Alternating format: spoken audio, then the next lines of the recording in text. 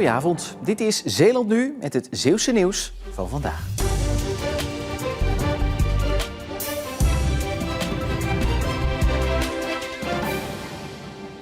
Ze hebben er lang op moeten wachten, maar de schoolkinderen van de Jan Wouter van den Doelschool in Zierikzee kunnen nu in een droog en schoon klaslokaal zitten. Eindelijk is het droog, ja, heerlijk. De school heeft jarenlang last gehad van hevige lekkages en die hadden nogal wat gevolgen. Schimmel op de muren, schimmel op de dakplaten, een natte toiletvloer en ongezonde lucht. Deze zuurstofkasten moeten de lucht schoon houden. En sinds kort wordt er gezocht naar de oplossing van een nieuw probleem. Ongediertebestrijding, want ja, vocht wekt muggen op. En het was een flinke plaag hier, dus ook daarin wordt geanticipeerd. In mei 2024 trokken de schoolkinderen al aan de bel door demonstratief de straat op te gaan in regenjas. Wethouder Van Burg beloofde er toen werk van te maken. Geen woorden, maar daden. Kan dat niet wat sneller? Ja, dat zou je denken, hè? Maar voor je het weet, ja, dat klopt, dat zijn echt langdurige processen. Maar ik denk dat de noodzaak nu zo hoog is dat er wel haast gemaakt moet worden. Nu, in 2026, is het zover.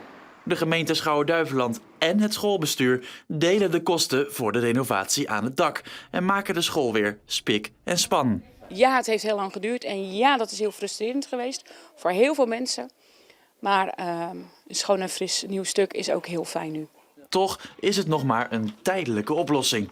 Dit jaar komt de gemeente Schouwen-Duiveland met een huisvestingsplan waar een besluit wordt genomen over de toekomst van het schoolgebouw. Het is een grote bron van irritatie onder fietsers. Verblind worden door de felle koplamp van een tegenligger. De huidige fietslampen zijn een stuk feller dan jaren geleden. Daardoor zie je als fietser meer en ben je ook beter zichtbaar. Maar dan moet die lamp wel goed zijn afgesteld. Daar gaat het geregeld mis. Wij denken ook wel eens, hoe kan iemand er zo fijn mee fietsen? Want je schijnt meer de bomen in dan dat je eigenlijk de weg op schijnt. Hij schijnt veel verder dan je zelf denkt stiekem. Wat gebeurt natuurlijk? Hij schijnt zo volle bak bij iemand in zijn gezicht. Ja, waardoor je eigenlijk helemaal niks kan zien. Of gaat slingeren en de andere misschien wel verongelukt erdoor. En dat moeten we natuurlijk voorkomen. En dat kan makkelijk met deze tip. De beste tip is gewoon even afstellen op de muur. En even in de gaten houden. Staat hij niet op een 5 meter ver? Staat hij niet hoger gebundeld dan je hoogte van de koplamp? Dan weet je eigenlijk dat het goed is. Je kan een boete krijgen als je met je fietsverlichting andere mensen in gevaar brengt. Maar echte wetgeving over hoe fel een lamp mag zijn, die is er niet.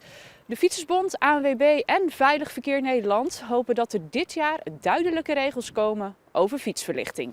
En dan heb je hier, als het goed is, geen last meer van. Het was een spannend weekend voor Vestrock. Het festival uit Hulst kon namelijk een prestigieuze prijs winnen. Een ijzeren podiumdier. Vestrock was dan genomineerd voor festivalprogramma van het jaar. Als je genomineerd wordt is al best wel een ding. Vooral als kleinschalig festival in Hulst. Dus ja, als je dan zo'n nominatie al in je zak hebt, dan heb je toch al... je naam wordt wel getoond overal, dus dat is al hartstikke mooi. Vestrock viel op vanwege het unieke festivalprogramma. En niet alleen artiesten die we krijgen, maar ook daarbuitenom. Het randprogramma is ook altijd gewoon goed gevuld. Dus veel te beleven op het festival. En daardoor sta je toch een beetje te kijken van... goh, zo'n klein festival kan dat neerzetten. En ik denk dat dat ook de reden is geweest dat wij genomineerd zijn.